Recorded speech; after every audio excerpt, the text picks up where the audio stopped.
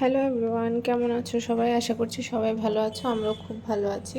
তো আজকে হচ্ছে আমাদের সুন্দরবনের দ্বিতীয় দিন। কালকে তো বেশি একটা ঘুরতে পারিনি, সবাই টায়ার্ড ছিল, আর আমরা আস্তে আস্তে একটু দেরি হয়ে গেছিলো। তো দেখো, সকালে উঠেই মনটা খুব খারাপ হয়ে গেল। খুব জোর বৃষ্টি হচ্ছিল। তো আজকেই তো আমাদের একটু বেশি টাইম ধরে ঘোরার কথা, আর আজকেই দেখো বৃষ্টি চলে এলো। তো ওরা বলছিল কি এখান থেকে ব্রেকফাস্ট করে আমরা বেরিয়ে পড়ব। বাতাস যদি না থাকে সেরকম কোনো সমস্যা হবে না লঞ্চে, আর ভেতরে তো জায়গাও আছে, যদি বেশি বৃষ্টি হয় আমরা ভেতরে গিয়েও বসতে পারবো। তো আমরা ব্রেকফাস্ট করে ওখান থেকে বেরিয়ে গেলাম। যার যার সুব্যবস্থা নিয়েই নিয়েছিল বৃষ্টির জন্য, কারণ সঙ্গে বাচ্চা আছে তো ওই জন্য। আর সেরকম বৃষ্টি হচ্ছিল না, মানে অল্প অল্প হচ্ছিল। বড়দের জন্য কোনো সমস্যা ছিল না, বাচ্চাদের জন্য ওদের তো বৃষ্টি পড়লে একটু সমস্যা হতে পারে। আর এক জায়গা থেকে আরেক জায়গায় এমনিতেই ওয়েদার চেঞ্জ, ওই জন্য।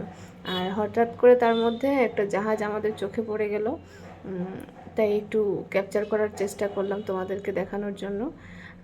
এই প্রথম আমি মানে একদম সামনাসামনি আমি জাহাজ দেখলাম, আর আগে কখনো দেখিনি। অনেকে বলবে কখনো জাহাজ দেখিনি, সত্যি দেখিনি, তাই বলছি। আমি জাহাজ এই প্রথম দেখলাম, আমি ভালোই লাগলো। তবে আরেকটু কাছ থেকে দেখতে পারলে আরেকটু মনে শান্তি পেতাম। তো আমাদেরকে আজকের মেইন হচ্ছিল কি বাঘ দেখানোর জন্য, কিন্তু অনেক সাইড দিয়ে যাচ্ছিল বা যদি বাঘ দেখতে পাই।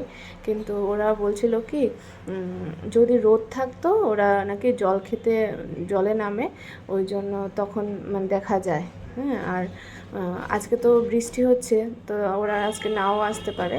তো এই দাদাটাকে আমাদেরকে পাঠিয়েছিল ফরেস্ট ডিপার্টমেন্ট থেকে আমাদেরকে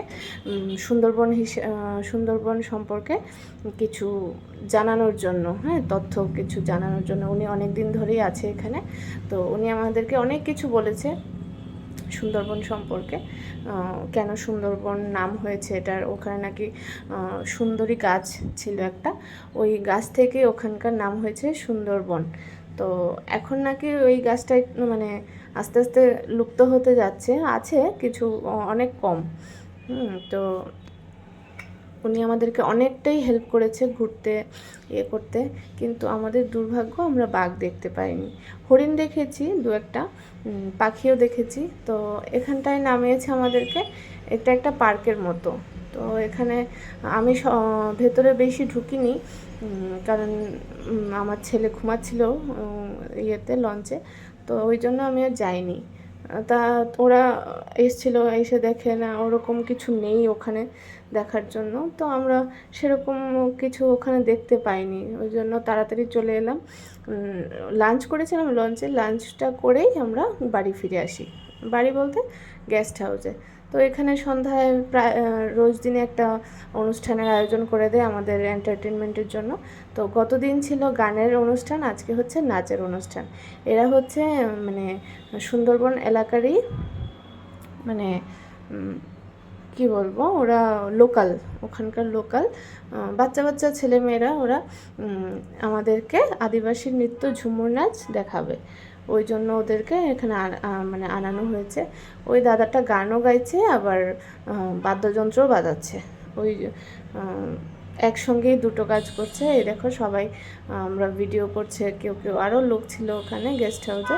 তো ওখানে আমাদের খাবার দাবারেরও ব্যবস্থা করেছিল, সন্ধ্যায় স্ন্যাক্সের আয়োজন করেছিল। তো সবাই আনন্দ করছিল, মজা করছিল, ওদের সঙ্গে অন্যরাও নাচছিল। আমাদের সঙ্গেরও কিছু কিছু লোক জয়েন করে গেল ওদের সঙ্গে নাচার জন্য। আর ওই দেখো বাচ্চাটাও নাচছে, কত সুন্দর।